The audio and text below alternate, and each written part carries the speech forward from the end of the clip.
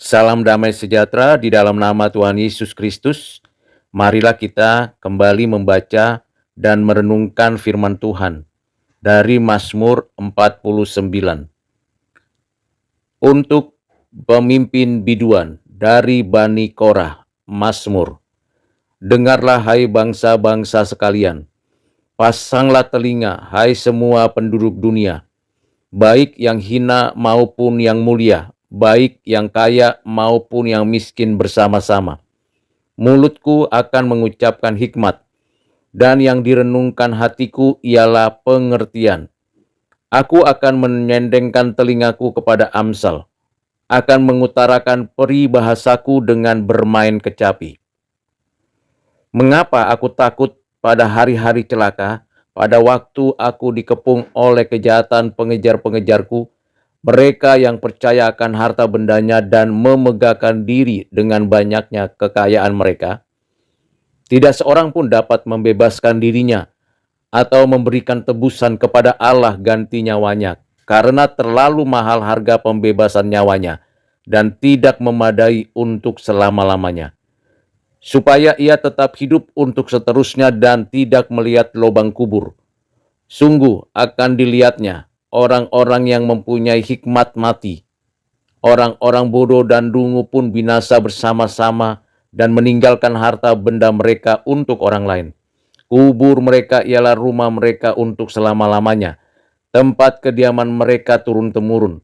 Mereka menganggap ladang-ladang milik mereka, tetapi dengan segala kegemilangannya manusia tidak dapat bertahan. Ia boleh disamakan dengan hewan yang dibinasakan. Inilah jalannya orang-orang yang percaya kepada dirinya sendiri, ajal orang-orang yang gemar akan perkataannya sendiri. Seperti domba mereka meluncur ke dalam dunia orang mati, digembalakan oleh maut, mereka turun langsung ke kubur, perawakan mereka hancur, dunia orang mati menjadi tempat kediaman mereka. Tetapi Allah akan membebaskan nyawaku dari cengkraman dunia orang mati, sebab ia akan menarik aku. Janganlah takut apabila seseorang menjadi kaya, apabila kemuliaan keluarganya bertambah, sebab pada waktu matinya semuanya itu tidak akan dibawanya, serta kemuliaannya tidak akan turun mengikuti dia. Sekalipun ia menganggap dirinya berbahagia pada masa hidupnya, sekalipun orang menyanjungnya karena ia berbuat baik terhadap dirinya sendiri, namun ia akan sampai kepada angkatan nenek moyangnya yang tidak akan melihat terang untuk seterusnya. Manusia yang dengan segala kegemilangannya tidak mempunyai pengertian, boleh disamakan dengan hewan yang dibinasakan. Demikianlah firman Tuhan. Yang berbahagia ialah kita yang menyimpan, mengerti, dan melakukan firman Tuhan. Mazmur 49 ini merupakan mazmur peringatan. Peringatan kepada manusia, siapapun dia, baik secara individu maupun segala bangsa, baik kepada orang-orang percaya maupun kepada orang-orang yang belum atau tidak percaya. Mazmur ini merupakan mazmur pujian kepada Allah, tetapi sekaligus merupakan mazmur peringatan untuk manusia menyadari akhir dari kehidupannya, memahami keadaannya yang berdosa dan kebodohannya untuk menyelesaikan dosa dengan caranya sendiri. Mazmur ini merupakan suatu tuntunan untuk setiap orang menyadari bahwa rasa aman, penghiburan, dan segala kesalehan pada diri sendiri merupakan kesia-siaan belaka. Mazmur ini ingin meyakini orang-orang berdosa, meyakinkan mereka akan kebodohan orang-orang berdosa yang mendambakan kekayaan duniawi, bahwa mereka tidak bisa dengan segala kekayaan mereka menyelamatkan dirinya, menyelamatkan sahabat dan keluarganya dari kematian, karena upah dosa ialah maut. Mereka tidak bisa menyelamatkan diri mereka sendiri. Mereka akan terus berada di dalam bayang-bayang maut.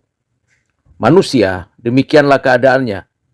Sejak berdosa dan dalam keadaan berdosa dan terus berbuat dosa, sekalipun manusia memiliki berbagai macam kekayaan, berbagai macam kebahagiaan dunia, tetap itu tidak pernah dan tidak akan menjamin kehidupan bahagia di alam berikutnya setelah kematian. Memang banyak secara individu dan komunal, bahkan secara religiusitas, manusia berusaha menghibur dirinya sendiri dan bahkan menghibur orang lain. Menghiburnya dengan rasa tidak takut terhadap kematian. Melawan rasa takut itu dengan kekuatan fasik dan menjijikkan. Tetapi kenyataannya memang manusia melakukan kejahatan-kejahatan dan pada akhirnya manusia akan mengalami kematian. Berapa banyak pun kekayaan, kebahagiaan, berapa panjang pun umur yang diberikan oleh Tuhan kepada manusia, pada akhirnya kita tahu bahwa manusia akan mengalami kematian. Karena itu pemazmur mengatakan, dengarlah hai bangsa-bangsa sekalian. Dengarlah dan pasanglah telinga. Dengarlah hai penduduk dunia. Seberapa besar dan hebatnya manusia. Baik yang mulia maupun yang hina. Baik yang kaya maupun yang miskin. Ketahuilah, dan ini merupakan fakta yang benar, bahwa apa yang dipikirkan pemazmur kenyataan. Manusia harus mendengar, memperhatikan bahwa akhirnya manusia sungguh-sungguh akan mengalami kematian. Tidak ada seorang pun yang tidak mengalami kematian dan tidak mengalami ketakutan. Karena itu, apakah kita, saya dan saudara sudah mempersiapkan diri menghadapi kematian? Apakah saya dan saudara sudah bersedia? Siapakah yang dapat menjamin bahwa kehidupan kita akan mengalami kehidupan yang baik setelah kematian? Kita tahu bahwa upaya usaha dan karya manusia untuk mencukupkan dirinya dan membahagiakan dirinya itu merupakan hal yang wajar. Tetapi semuanya itu sia-sia saja.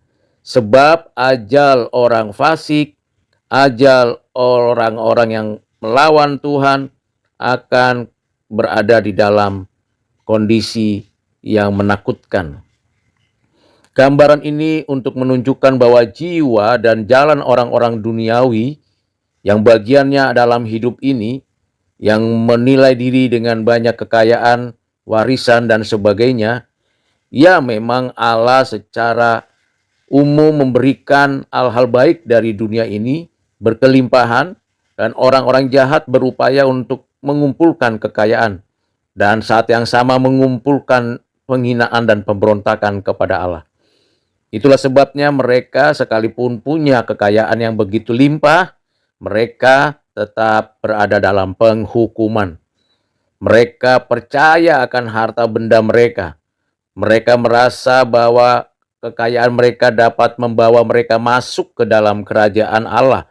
Dengan kekayaan mereka menyombongkan diri, memegahkan diri, bahkan memakai kekayaan untuk menyumbang atau memberi pelayanan atau memberi sesuatu kepada manusia atau kepada Tuhan, seolah-olah itu menjadi alat sarana untuk mereka bisa masuk ke dalam kerajaan Allah. Kenyataannya semuanya menjadi sia-sia. Harta, takhta, kekayaan tidak akan membawa seseorang masuk ke dalam kerajaan Allah.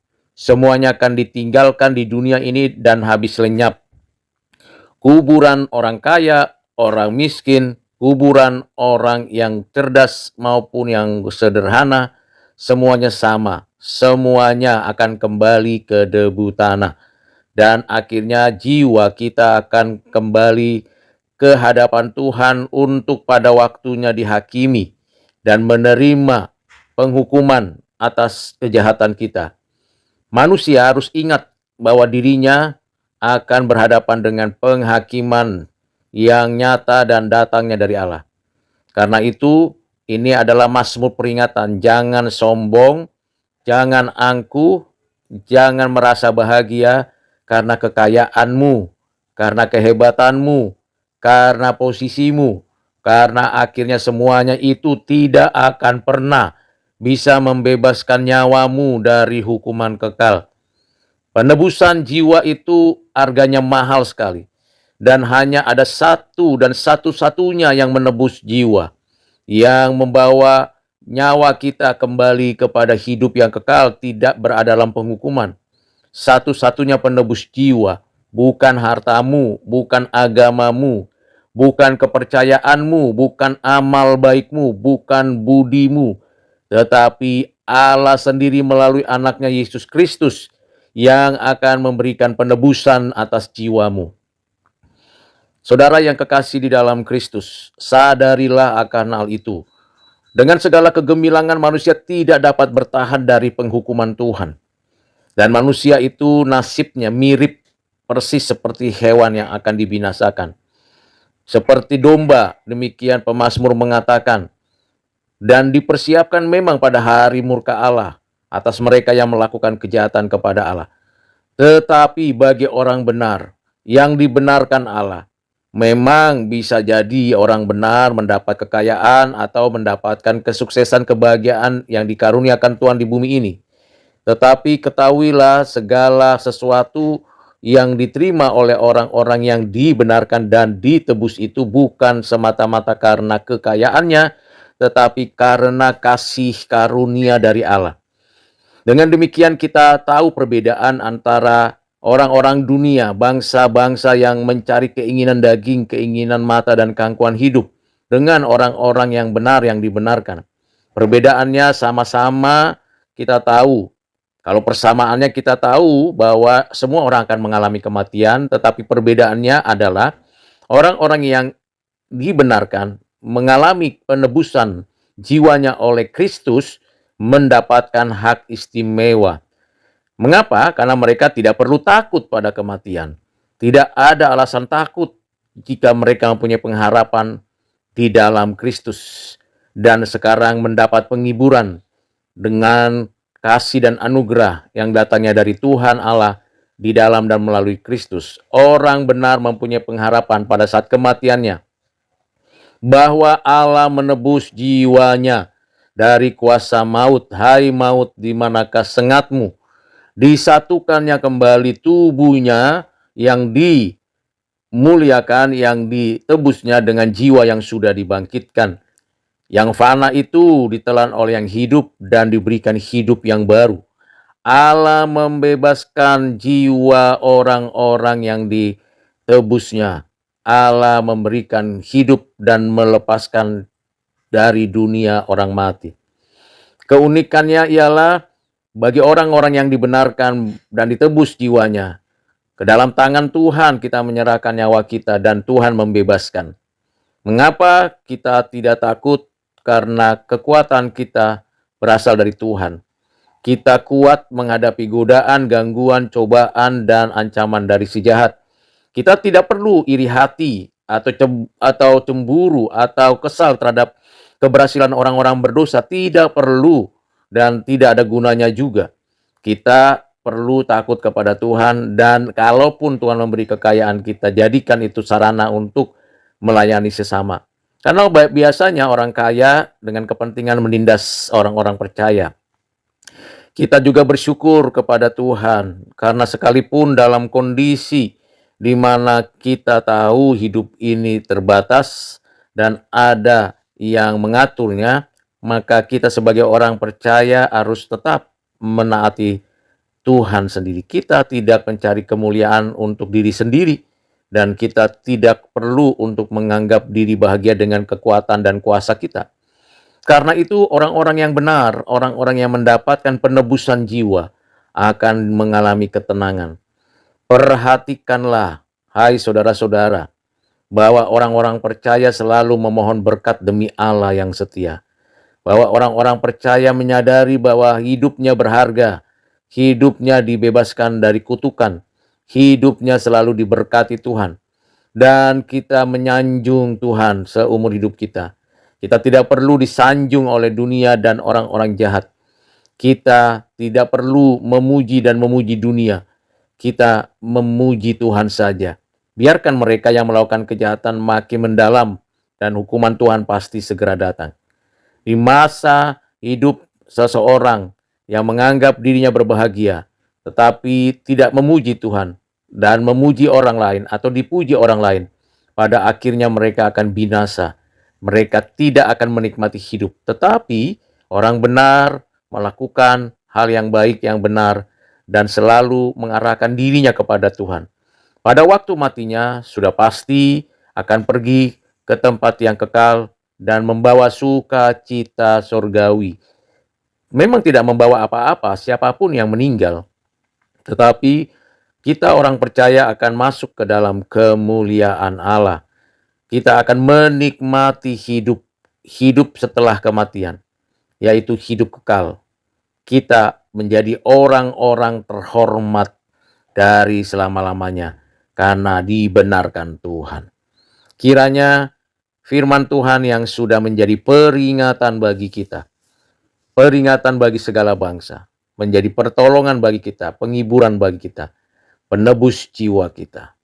Tuhan memberkati saudara sekalian. Amin.